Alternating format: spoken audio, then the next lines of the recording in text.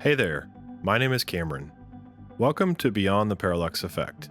This is Lesson 10. In this lesson, displacement mapping is used again to create parallax depth. So let's dive in and get started.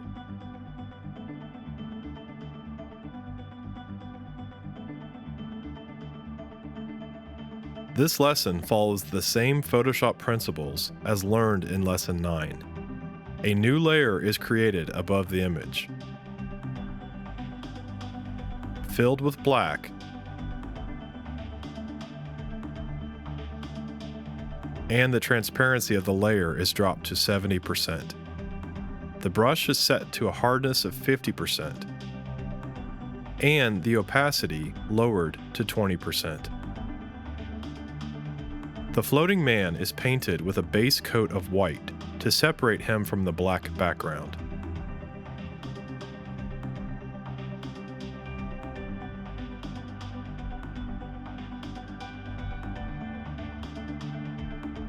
A second layer of white is painted on parts of the body that are closer to camera.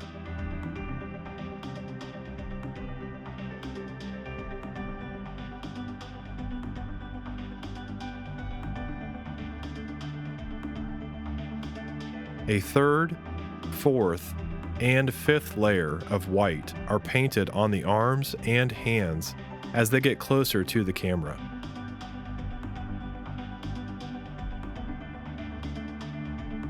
The backhand is painted with a layer of black set to 10% opacity. As a last step, the layer of water above the floating man is painted with layers of white to give it depth as well.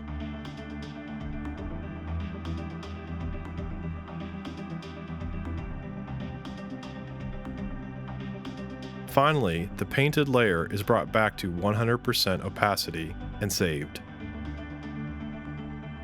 In After Effects, the layered comp is imported and opened. The depth layer is pre-composed and the displacement map effect is added to the background layer.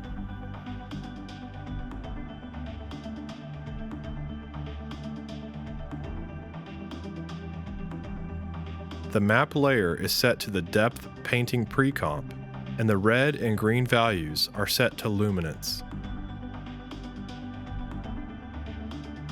The values are dropped to negative values, and keyframes are set.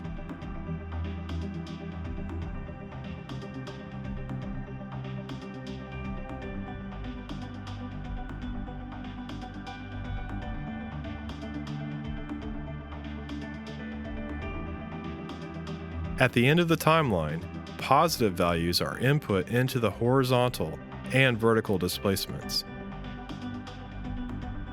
Notice the bad image displacement happening specifically in the outreached arm. This is because the depth pre-comp has not been blurred yet, and the painted luminance values have hard edges. Open up a new comp viewer and open the depth painting pre-comp. Apply the Gaussian blur effect and watch what happens to the outreached arm in the right comp. As the blur level increases, the displaced edges begin to blend together. This image is a tricky one for the displacement technique to properly work, but by using additional techniques and effects, the unwanted stretching that is happening beneath the floating man will be unnoticeable. One way of hiding the unwanted distortion in the scene is to apply turbulent displace to the background layer to simulate an underwater look. The turbulent amount and size are set to lower values, and the evolution is keyframed.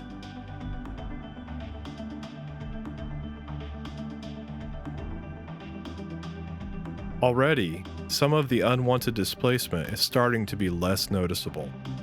Duplicate the background layer, position at the top of the comp, and mask so that only the top water is seen.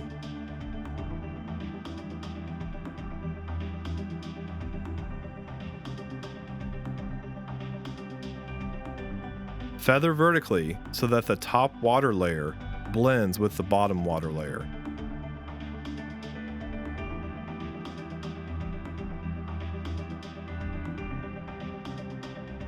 the top water's turbulence would probably be larger, while the amount would be less. The Convert Vertex tool is used to create a little roundness in the top layer's mask. Select this tool from the tool palette and click and drag on each of the bottom corners of the mask.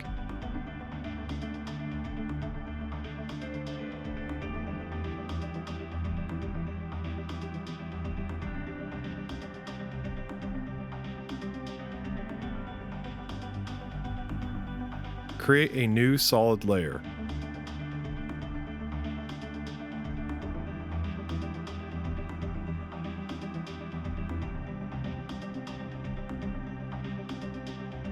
Add the gradient ramp effect found under Generate. Drag the ramp start down so that the layer is close to half black, half white, and gray values in between.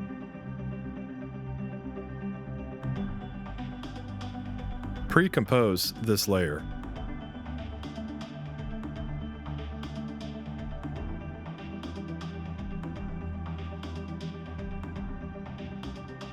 Add a new adjustment layer and apply the camera lens blur.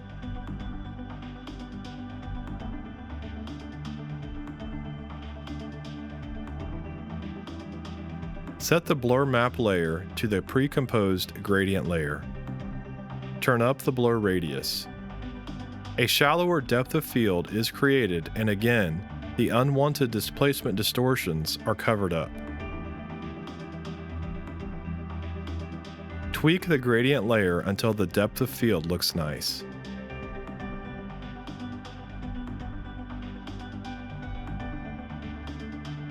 Create a new spotlight with cast shadows enabled, shadow darkness at 100%, and shadow diffusion set to 0.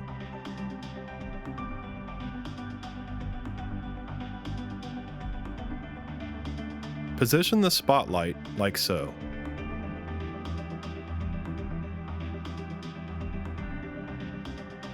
Keyframe and animate the point of interest so that the spotlight sweeps left to right on the x-axis.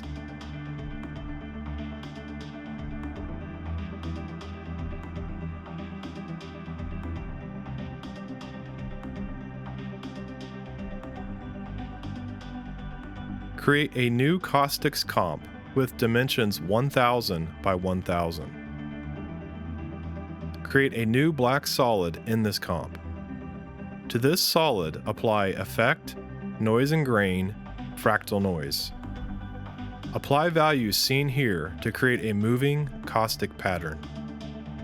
Caustics are patterns of light and color that happen when light rays reflect or refract from a surface.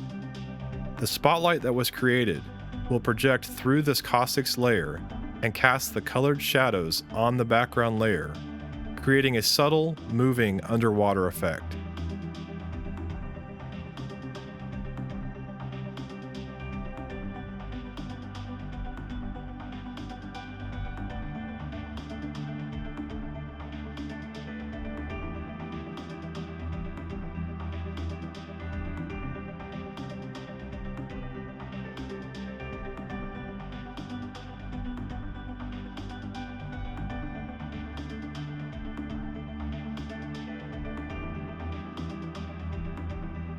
In the composite comp, make the caustics pre-comp 3D.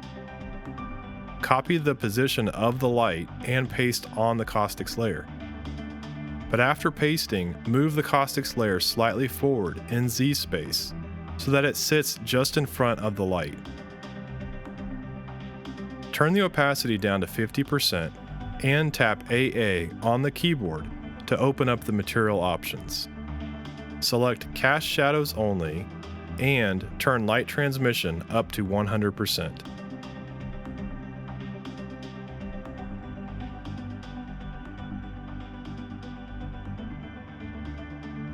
Import the included Bubble Photoshop file.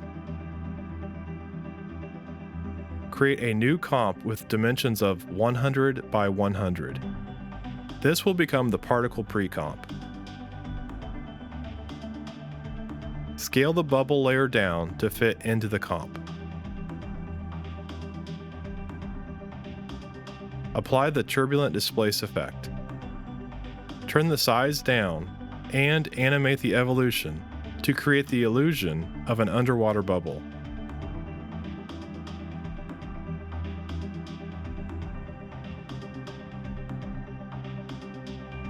Back in the composite comp, create a new solid and apply the particular preset, Floating Bubbles.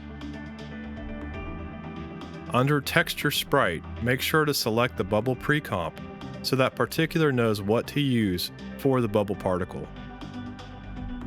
Bring the composite into a new HD comp and layer the letterbox PNG file on top.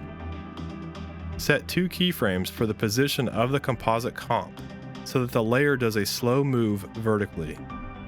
Add a vignette to darken up the scene. Add a new adjustment layer for curves and levels, and adjust each of these to create a desired color palette.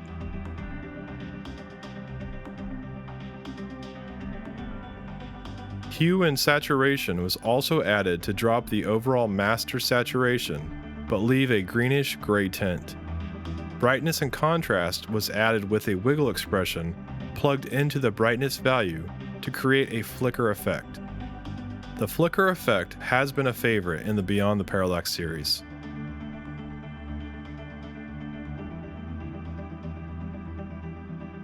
Lastly, again the chromatic aberration was added for a final look. This is optional, but I was digging this look as well in the series.